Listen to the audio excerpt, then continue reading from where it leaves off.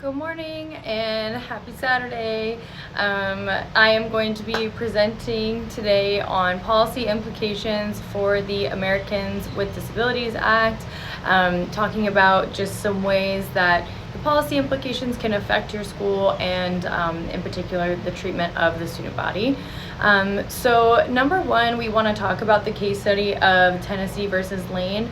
So the background to this story is George Lane, a paraplegic, was unable to access the second floor of a courthouse due to a lack of elevators. He sued the state for not providing reasonable accommodations. When you look at this, obviously if you work in schools, especially if the school building is newer, you're going to see a lot of ADA compliant accessibility features in the building. I know when I go to license a building, something that my architect has to do, she has to actually do a radius walk in the bathroom to make sure that if there was a child in a wheelchair that had to use the restroom, the child would be able to spin the wheelchair around in order to enter, use, and exit the bathroom. So when you talk about those policy implications, schools must ensure all facilities are accessible to students with disabilities. This extends beyond classrooms to include libraries, gyms, extracurricular spaces, and if you do fail to comply, it can result in a lawsuit or even worse, the loss of your federal funding.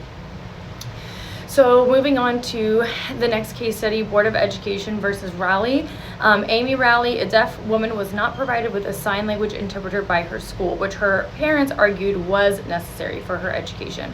So the implication here is that schools are required to provide a free, appropriate public education, or a FAPE, tailored to individual needs. And your IEPs that you keep on file for your students must be comprehensive and include specific accommodations and modifications to meet the educational needs of students with disabilities. Case 3 that I chose was Hoenig versus Doe. 2 students with emotional and behavioral disabilities were suspended for behaviors related to their disabilities. The parents argued that the suspension violated the Education for All Handicapped Children Act. And the implication is that schools must consider whether a student's misbehavior is related to their disability before taking disciplinary action.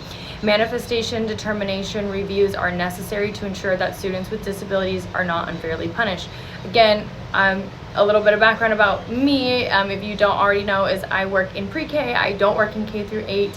And unfortunately, there is some cases where I have a child that I feel may not be the best fit for our program, and I believe that they would be better served in a developmental preschool.